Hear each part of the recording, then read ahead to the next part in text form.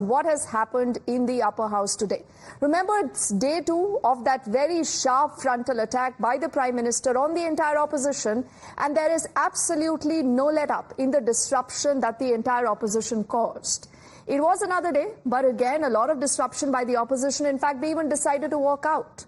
The reason why, the Prime Minister said that this is an opposition that is not able to digest the mandate, and not just this, instead of speaking for the people, raising their concerns on the floor of the House, this is an opposition that decides to walk out. He said they walked out of the battlefield.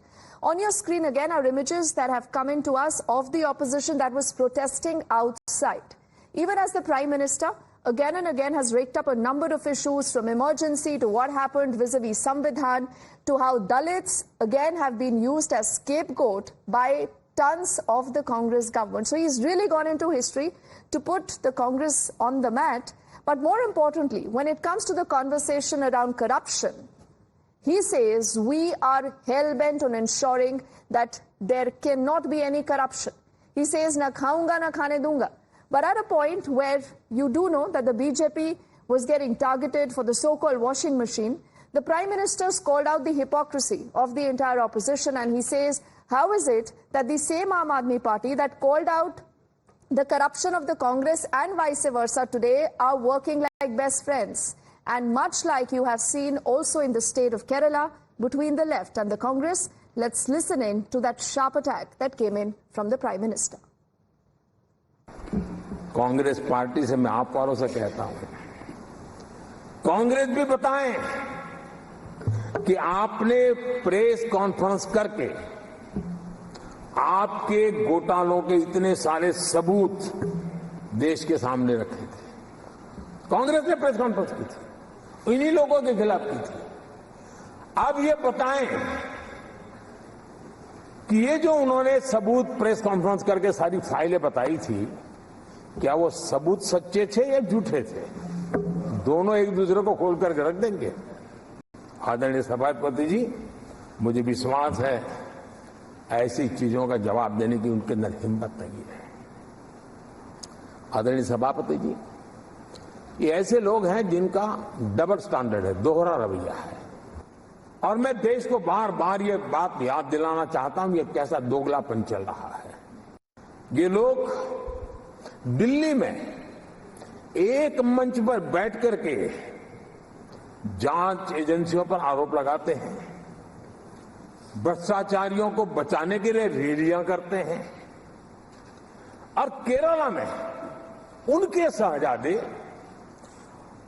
उन्हीं के केरल के एक मुख्यमंत्री जो उनके गठबंधन के साथी हैं, उनको जेल भेजने की अपील करते हैं, और भारत सरकार को कहते हैं कि इस मुख्यमंत्री को जेल भेज दो।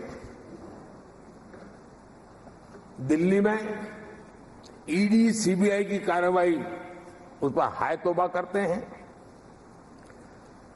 और वही लोग उसी एजेंसी से केरल के मुख्यमंत्री को जेल भेजने की बात करते हैं, शहजादे। तब लोगों के मन में सवाल उठता है कि इसमें भी दोगलापन।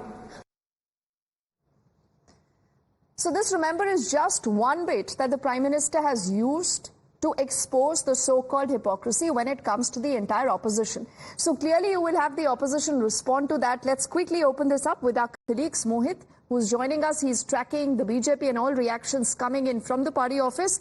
We also do have Sabyasachi, who's joining us, and he's reporting us from the AICC, that is the Congress's office. Sabyasachi, before I come to you, Mohit, does this tell you that this is a multi-pronged attack? You know, the Prime Minister is using this opportunity, obviously, you know, to kind of say that our intention against corruption remains there.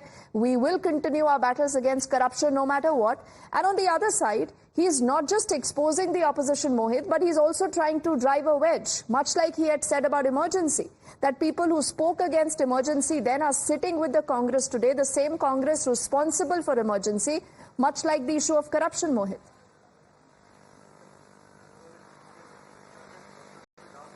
Yes, in fact, you see, Prime Minister Narendra Modi attacked the opposition on various issues. Now, Prime Minister also used this opportunity while speaking in Lok Sabha and Rajya Sabha both by attacking the Congress party by saying that Congress has also eaten up the vote bank of their alliance partners.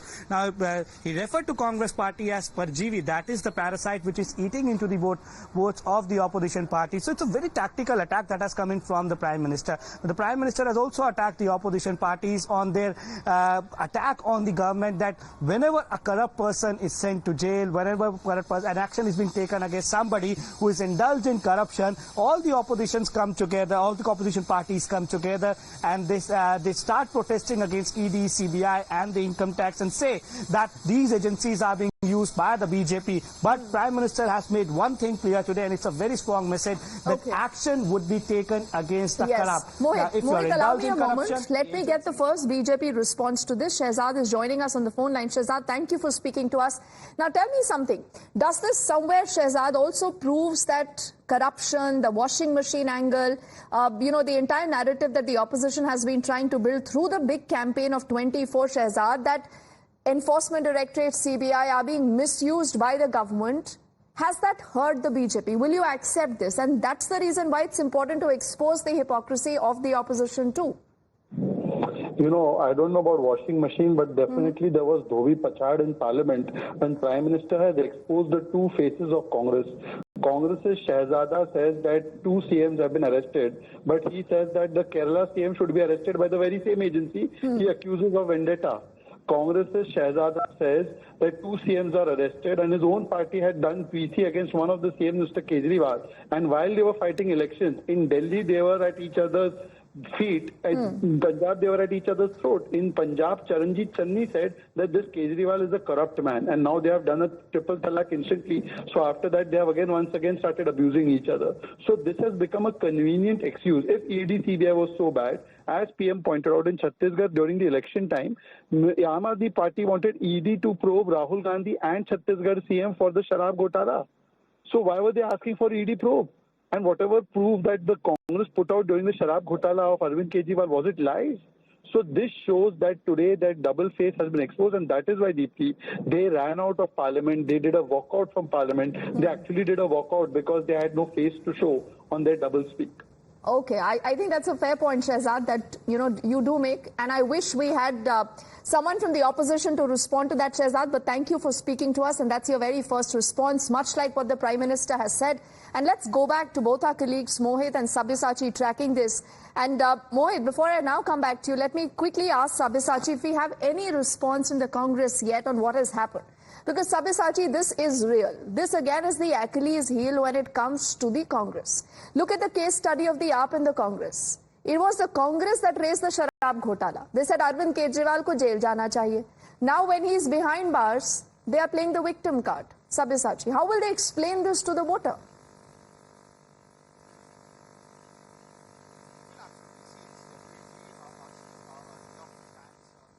Okay, I don't think he can hear us right now, and we'll fix that line. Mohit, why don't you take that question ahead, and we'll just fix Sabya's line so we can hear him better. Yes. Well, you see, Deepthi, we have seen that how the Delhi BJP leaders and other senior leaders of the BJP, they have been saying this for a long time, that it was the Congress party who went to the court regarding the excise scam in Delhi, and they wanted an action to be taken against Arvind Kejriwal and all those who are involved in the scam. It was the Congress party who addressed the press conference first and said that there is a massive... I'm apologizing again. I'm interrupting you, but, technology playing a spoiler. I'm told that we finally have Manikam Tagorji, the Congress MP, also joining us on the phone line. Now, Manikam Tagorji, thank you, sir, for speaking to us on Times Now. How would you respond to what the Prime Minister has said?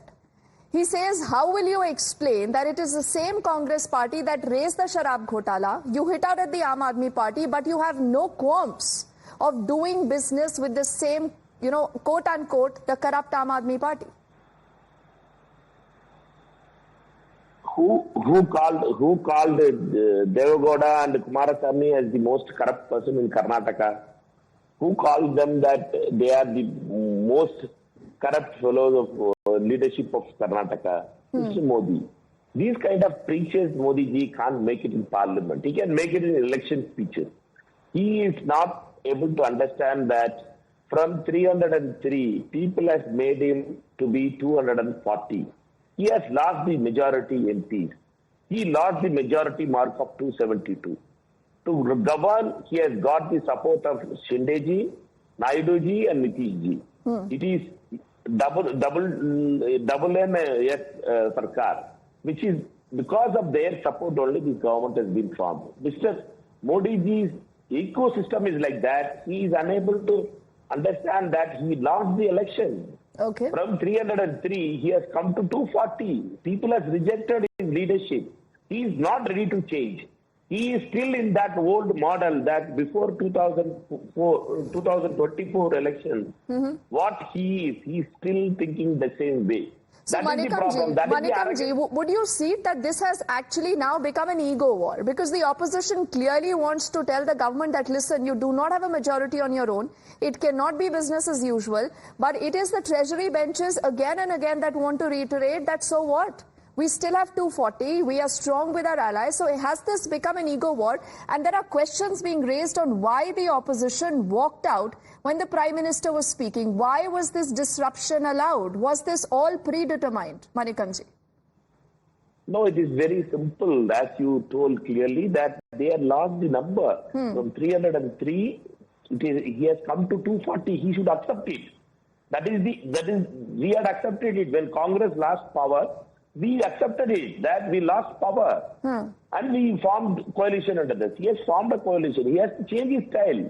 What he is doing is, he is not ready to allow both the opposition parties, opposition leadership in Lok Sabha. He was not allowing Mr. Modi to ask questions. Today, Mr. Kharge Sahab, he is accusing Congress. But when Kharge Sahab should be allowed to speak, when Rahul Gandhi ji was making when his making speeches were made, they were allowed to intervene.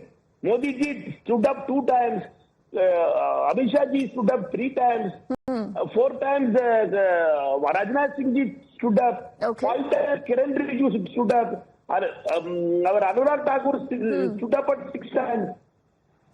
Nishikant stood up for 7 times. This was the level of intervention they were making it. But here, not even one time of Modi ji's, when he is making accusation against the Congress leadership, Congress history, why can't he allow Mr. Kharge, the leader of opposition, to speak? The same thing happened yesterday also. We were asking for only 1 minute. Only 1 minute for Manipur MP. And Manikam Tagorji, you know, I do appreciate the concerns you're raising. I'll just give you another 10 seconds to tell me whether the behavior that we have seen from the opposition, will this continue? Will you continue to be obdurate is what the Sarkar is asking again and again. No business as always. They are blaming the opposition for creating all this ruckus. It is very unfortunate that this government don't want the business to happen. If you remember yesterday, the speaker told that 103% work has happened. The productivity of the parliament was 103%. How it happened? Without 240 opposition MP, these 103 productivity, what happened? All right, so you continue to raise questions. You're well within your rights to raise questions, but a lot of people today are discussing whether this is exactly how the parliament should function, should not function. Manikam Tagorji, thank you, sir, for speaking to us here on Times Now.